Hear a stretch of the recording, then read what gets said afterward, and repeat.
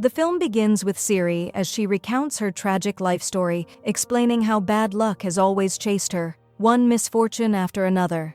Her story starts when she was just 5 years old. At that time, she felt the world was finally beginning to smile at her when she confessed her feelings to her cousin. To her joy, it turned out to be mutual. But of course, since they were still children, everything was postponed for later. When she turned 11, she confessed again, this time by writing him a letter. Amazingly, he sent her one at the exact same moment, showing that he still held on to those feelings. Yet her happiness didn't last long.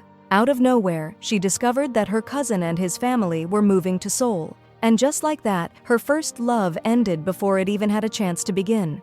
To make matters worse, her curly hair genes started showing. For her, it became a lifelong curse, especially since her twin sister was blessed with long, silky, beautiful hair. Her twin wasn't only pretty, but also always one of the top students in school. Compared to her sister, Sari felt overshadowed, invisible, and endlessly frustrated.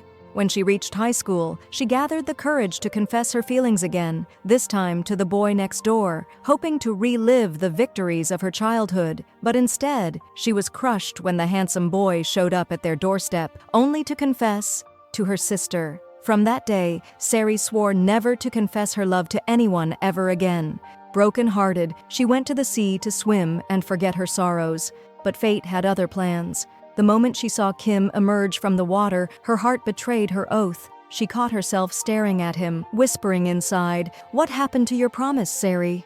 The next day, she tried straightening her hair to impress Kim, but her sister barged into her room, pulled out her headphones, and scolded her for pretending to be emotional, listening to music in the morning. Sari lost all hope, left her comb stuck in her messy hair, and shouted to the local vendor in town, "Please get me an MP3 player. I just want to listen to my songs in peace." And for the Gen Z kids listening, the MP3 player was our source of music back in the day. It was the coolest gadget of the 90s.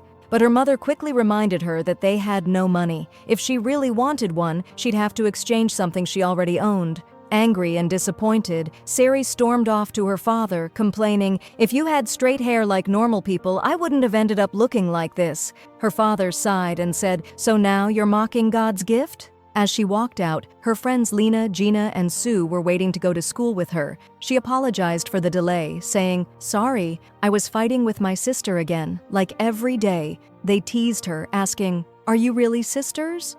"We just heard she got first place in school again." Sari snapped, "Don't exaggerate. You're hurting me here." At school, when Kim appeared from afar, the girls gathered around him, mesmerized by his looks. He was like a young movie star. The real shock came when he humbly waved at Sari. Her friends stared at her in disbelief, feeling as though their social rank had finally been elevated. Sari told them everything, that she had met Kim at the beach, exchanged words with him, and couldn't stop thinking about it. When she checked the classroom list later, her heart nearly stopped.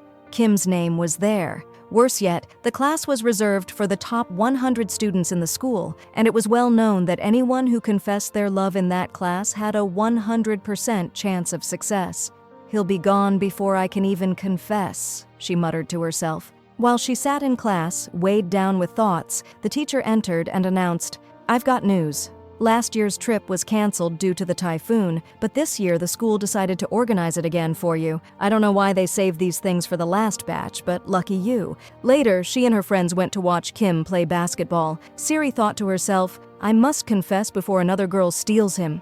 At the cafeteria, she begged the lady at the counter, "Give me a chilled soda bottle, write my name on it, and keep it in the fridge.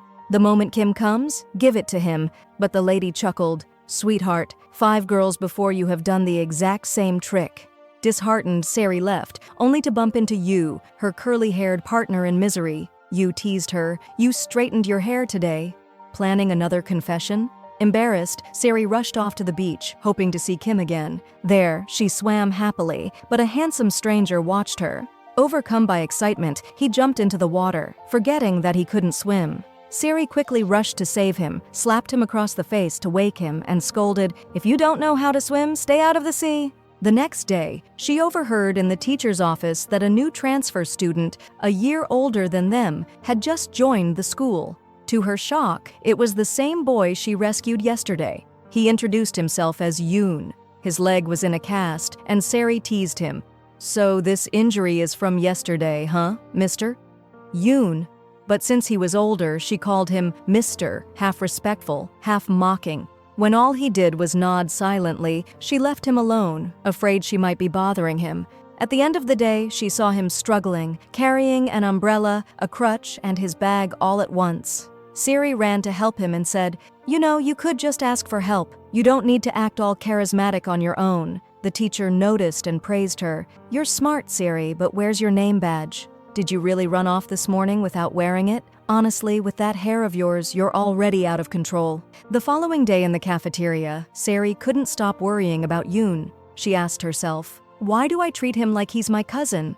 And with that thought, she carried a plate of food over and set it down in front of him. At that moment, one of Sari's friends was acting far too formal with Yoon. Sari frowned and asked her, "Why are you exaggerating like that? He's only a year older than us, nothing more." Her friend shot back, "Well, you've been calling him Mr. Yoon for a whole week now, and none of us said a word." Yoon, caught awkwardly between them, tried to break the tension. He told Sari gently, "You don't have to be so formal with me. You can just call me whatever you like." Sari laughed. "Fair enough. But don't forget, I was the one who saved your life the other day. You should be treating me with respect instead." After that, he bought her an ice cream, and the two of them went to sit in the garden together. Sari asked him curiously, "Are you really planning to skip the university entrance exams?" Yoon's face immediately darkened. He was upset that such private information had somehow leaked. Meanwhile, Sue, one of Sari's friends, was causing a stir. She had started using a name nearly identical to Sari's, sparking rumors. Sari joked nervously, "Do you think maybe I've got a secret admirer? The one who stole my name?" Yoon almost blurted out the truth that he was the admirer, but he froze the moment he heard the teasing comments from her friends. "No, I can't handle this drama," he thought, backing out at the last second. Just as Sari was about to lose her temper, Kim suddenly rushed over, apologizing breathlessly. "I'm so sorry! I didn't mean to upset you." Her anger melted in an instant. Her eyes sparkled like butterflies taking flight, and her voice softened. No, it's fine. Don't worry about it." After Kim left, Sari asked her friends, "Do you think he really likes me? I mean, why else would he start a conversation with me?" Her friends immediately began hyping her up. "Of course, girl. He's clearly into you. The way he looks at you? No doubt about it." But Yoon shattered her daydreams with a flat comment. "Honestly, I don't think he meant it that way." His tone was so dismissive that Sari stormed off in annoyance. Later in class, her friends came running in with shocking news. Sari's curly-haired partner had somehow transformed her wild hair into perfectly sleek locks. Sari rushed to see for herself and was astonished. Pulling her aside, she asked, "How did you do this?" Her partner explained that a new salon had opened in town, specializing in high-end straightening treatments. Sari hurried to the salon, desperate to confirm. She asked the owner, "Is this treatment really effective? I've tried so many before, but they never lasted even a day on my hair." The woman smiled knowingly. "Your hair is tough, sweetheart. But the products we use here? They're powerful." Back home, Sari emptied out all her savings, counting every last coin. But to her disappointment, she didn't even have half the amount needed. The next day, she stood outside the salon, staring at it miserably, her chin resting on her hand. Suddenly, she came face to face with Yoon. To her shock, she discovered that his mother owned the place. Thinking quickly, Sari came up with a plan. She waited until he was returning from school, then jumped out in front of him. "What a strange coincidence." "What are you doing here?" Yoon replied calmly. "This salon belongs to my mother." Sari's eyes widened. "No way. Then let's go greet her right now." She marched inside, all confidence, introducing herself. "Hi, I'm Sari, a friend of Yoon's. Did you know I saved his life just a few days ago?"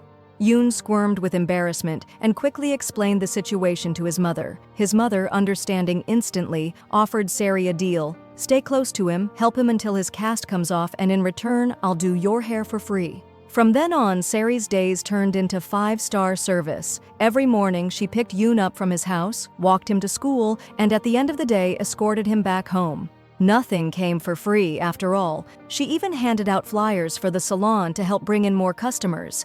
Yoon, however, told her gently, "You don't need to do all this, you know." But just then, she spotted Kim nearby with his friends. Panicking, Sari ducked behind Yoon, whispering, "I don't want him to see me like this. My hair's a total disaster. I look ridiculous." Yoon turned to her and said quietly, "You look pretty, actually." Right at that moment, rain began to pour. The two of them ran into her father's storage shed for shelter. "This is my secret place," Sari confessed. "Whenever life gets too noisy, I come here to escape." Inside, Yoon found shelves stacked with comic books. "You know," he admitted, "I've never read comics before." Sari's heart sank with sympathy. "Poor you. Your childhood must have been so harsh. Don't worry, I'll share this secret world with you, but don't tell anyone. This is a top secret." The next day, Sari gathered her friends during break. "Sorry to bother you guys, but you need to share this special moment with me." She handed them colorful paper, showing them how to fold it into stars to fill a jar. Then she turned and handed the jar to Kim. He glanced at it blankly and muttered, "Honestly, I'm not into silly things like this." Sari, hurt, turned it into a full-blown drama. "Oh, thank you for nothing. A simple thanks would have been enough. Now my friends are going to think I forced this on you." Feeling cornered, Kim reluctantly sat down and began folding stars, just to save face. To Sari's delight, he ended up spending the whole class making them for her. The following day, Sari approached one of the school's top students and asked, "Can I borrow your spot in the study hall for just one day?" He flatly refused. Then, looking her straight in the eye, he said coldly, "To be honest, I think you need a reality check. Do you really think someone like Kim would ever consider you? You're not even in his league." The words cut her deeply. Sari walked home with her head hanging low. When she saw Yoon waiting, she broke down crying, shoved the jar of stars into his hands, and walked away.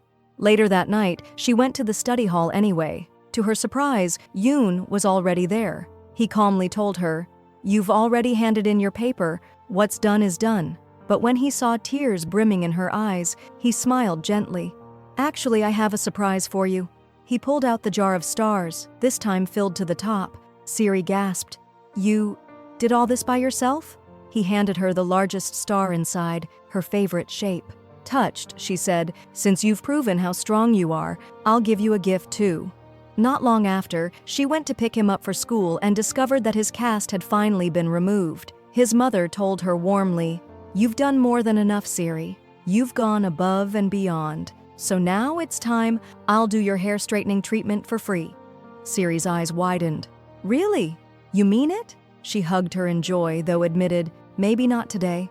Let's wait until I'm ready." That day at school, she learned that Yoon had ranked first in his year. She was over the moon for him. But her happiness didn't last, because she also discovered that Kim no longer had a place in the study hall. Back home, while helping her mother in the family restaurant, Sari overheard a neighbor whispering gossip. Yoon's mother had run away from her husband because he abused her terribly, even beating Yoon. That's why Yoon had been forced to repeat a year. The next day, Sari felt her spirits lift again. "If the study hall plan failed, then I'll confess to Kim during the school trip." Nothing could be more romantic than that. But later, during gym class, she noticed her curly-haired partner trying to cling to Kim, asking if they could train together. Sari kept glaring at them from afar, so distracted that she didn't notice the ball flying toward her until it smacked her straight in the face. She went home with her eyes swollen, but soon after Kim sent a voice message to check on her. That night, Yoon had his usual nightmare. He was drowning in the sea. But this time it changed. Sari appeared out of nowhere, grabbed his hand, and pulled him up. He woke certain of one thing. He had real feelings for her. The day before the trip, Sari went to the salon. "I'm ready to do my hair," she told the owner, Yoon's mother, who was busy with a client. She called to Yoon, "Honey, could you wash Sari's hair for me until I'm done?" He was mortified, yet he did it. The whole thing, however, felt wrong to him. He thought she didn't need anything done at all. "Your hair is beautiful like this," he muttered. When his mother started the treatment, Sari's hair clumped together. She asked Yoon, "What cream are you putting on? You know you can't use that before straightening?" His mother sighed. "Sweetheart, I have to wash you again." Yoon felt even more embarrassed and slipped out.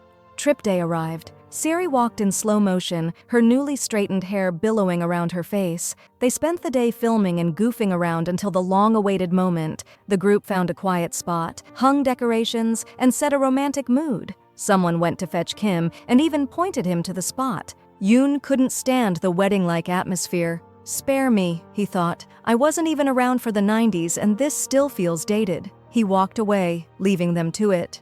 When Kim stood before her, Sari's mind went blank. I thought I really liked you, so much that I straightened my hair for you, she confessed. But when this moment came, I realized I was thinking of someone else entirely. With him, I don't have to change anything about myself. Kim answered coolly, so you brought me here to humiliate me. Looks like you love him. On the bus ride back, Sari noticed Yoon was avoiding her completely. You didn't even ask how it went, she thought bitterly. She went to the storage shed to study, and Yoon came in. She tried to put on a cool front. I can't sit with you. Exams are coming. She waited a couple of seconds, then a couple more, for pride's sake. For the record, she said at last, I didn't confess to Kim. I realized I need to focus on my studies more. A smile broke across Yoon's face. Conversation flowed easily after that. Later, Sari saw Yoon at school joking with her lab partner and felt her face tighten with jealousy. That evening he waited outside her house, holding a box of sweets nearly half her height. Thanks, she said awkwardly. Since when are we friends? He just laughed. Focus on tomorrow's exam. The next morning, he stood outside the school in a teddy bear costume, a gift in hand to cheer her on. After the exam, her friends planned a celebratory lunch for their last day of school. Sari declined. She had to help her mom at the restaurant. As she left, Yoon suddenly remembered an errand and followed. Plans changed, and the two slipped away to the beach. Why did you jump into the sea the first time you saw me? She asked. Honestly, he said, I was a mess. I saw you swimming, happy, and I wanted to feel that same feeling. He pulled her name strap from his pocket, confessed his feelings, and they agreed on a date for Sunday. When he got home, his mother told him she had to travel to Seoul for a few days to get supplies. Sunday came. As usual, Sari had her friends set up a romantic seaside scene. She was going to confess too, but the moment was ruined by a voice message. Yoon's mother was in the hospital. I'm sorry, he said. I have to go now. He arrived to find his mother badly bruised, clearly beaten. His father, ironically a doctor at the same hospital, stood by, claiming, she fell on the stairs. Did you think moving to another city would keep me from finding you? Days passed. Worried sick, Sari bought a train ticket and went to see for herself. At the hospital, she overheard Yoon telling his mother that his aunt had booked them tickets to flee to America. If we go back to him, he'll never leave us alone, he said, and then broke down. I don't want to go. I just want to go back to So-So hearing that Sari couldn't bear it. If leaving was what would keep him safe, she would make it easier. She went to a public phone and recorded a voice message. I don't want to continue with you anymore. I realized what I felt was just friendship. Back at the shed, she found the notebook she'd given him, and a gift. Inside, the notebook was filled with pictures of her. He had made it to confess his love. 2 years later, Sari was at a marine sports college. Her hair had finally gone back to its natural curls. After lectures, she met her friends at a cafe. Sue announced she'd set up a blind date. He's amazing, no competition. Sari lacked any spark, but agreed after the relentless nudging. At the date, she drifted off, realizing, no, I can't be with anyone but Yoon. She headed to the beach and texted the would-be groom, sorry, I can't make it. I'm feeling a bit sick. He replied with a strange message, that's odd, because I can see you right in front of me. Then he called. She answered, annoyed, and who exactly are you to talk to me like we're close? What do you think I look like to you? A laugh. Look behind you. It was Yoon. She ran to him. I'm sorry. I only did that to make you leave, to keep you safe. I know everything, he said. When she'd sent the breakup message, another one had arrived just before it. Someone sobbing, calling him a monster. The two messages had come together. He'd figured it out. He pulled a jar from his bag, packed with paper stars. I folded a star every time I thought of you. What do you say? We finally make this official. Their friends swarmed them, cheering. At last! Sari broke her curse and found love. Here is the end of the movie. Don't forget to subscribe the channel and like the video. Thanks for watching.